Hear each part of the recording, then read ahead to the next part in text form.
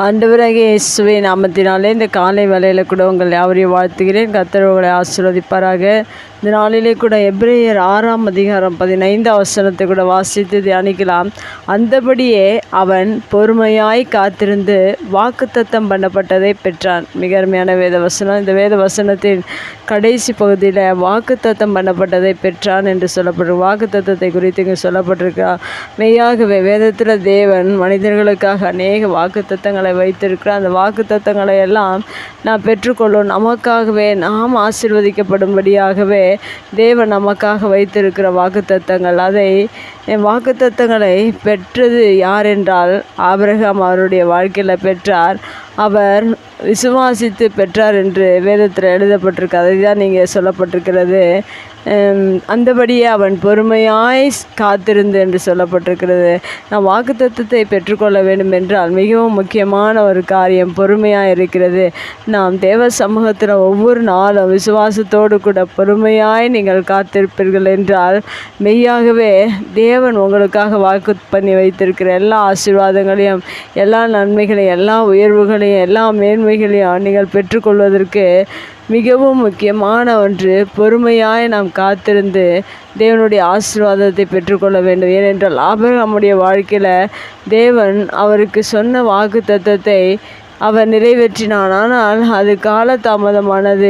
அதை தேவன் நிறைவேற்றி கொடுத்தார். அவர் பொறுமையாய் காத்திருந்து தான் அந்த ஆசீர்வாதத்தை பெற்றுக்கொண்டார். அதுபோல் நம்முடைய வாழ்க்கையில் நாம் பொறுமையாய் காத்திருந்து தேவ ஆசீர்வாதங்களை பெற்றுக்கொள்ள வேண்டும், வாக்குத்தத்தங்களை பெற்றுக்கொள்ள வேண்டும்.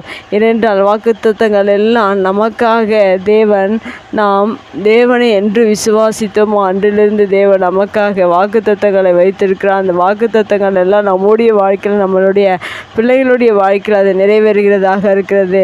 இன்னும் தேவ சமூகத்தில் நாம் பொறுமையோடு காத்திருக்கும் போது தான் அந்த வாக்குத்தத்தங்களை நாம் பெற்றுக்கொள்ள முடியும். இன்னும் ரோமர் புஸ்தகம் 25ஆம் வசனத்தில் கூட நாம் காணாததை நம்பினோம் ஆகிய அது வருகிறதற்கு பொறுமையோடே காத்திருப்போம் என்று எழுதப்பட்டிருக்க. இங்கேயும் பொறுமை குறித்து சொல்லப்பட்டிருக்கிறது.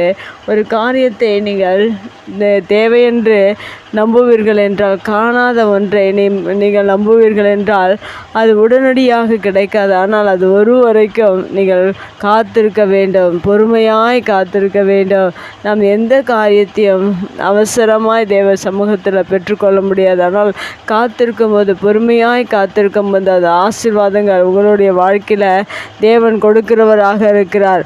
காணாத ஒன்றை நீங்கள் நம்புங்கள். உங்களுடைய வாழ்க்கையில் எந்த காரியங்களை நீங்கள் நம்பினாலும், அதை நீங்கள் பார்க்க முடியாவிட்டால், உடனே கிடைக்காவிட்டாலும், அதை நீங்கள் நம்பும்போது அதற்காக நீங்கள் பொறுமையோடு காத்திருங்கள். அடுத்ததாக சங்கீதம் 40:1 கூட சொல்லப்பட்டிருக்கிறது. கர்த்தருக்காக பொறுமையுடன் காத்திருத்தேன், அவர் என்னிடமாய் சாய்ந்து என் கூப்பிடுதலை கேட்டார். தாவீது அவருடைய வாழ்க்கையில் பாருங்கள், ஆடுகளை மேய்த்து கொண்டிருந்தான். ஆனால் தேவனுடைய திட்டம், அவன் மீது வைத்திருந்த வாக்கு என்னவென்றால் அரசனாக மாற வேண்டும் என்று தேவன் நினைத்திருந்தார். அந்த வாக்கு தத்தங்கள் நிறைவேறுவதற்கு காலதாமதமானது. ஆனால் தாவீது அவருடைய வாழ்க்கையில் வனாந்திர பாதையின் வழியாக அவர் பொறுமையோடே காத்திருந்து அநேக காலங்கள் அவர் தேவ சமூகத்தில் காத்திருந்தார். அவர் பொறுமையாய் காத்திருப்பதினால் அவர் அரசனாக மாறினார்.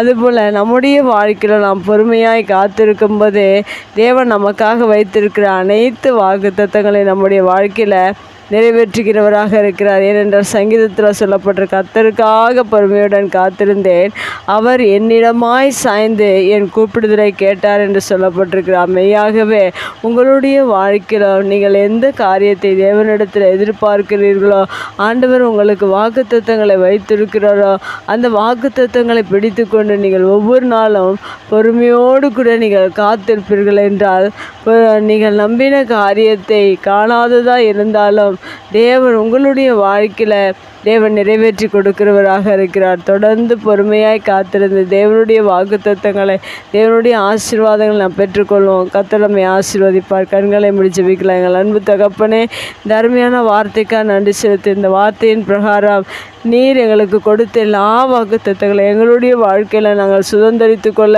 நாங்கள் பொறுமையாய் காத்திருக்க வேண்டும் என்று வேத வசனத்தின் மூலம் அறிந்திருக்கிறோம்.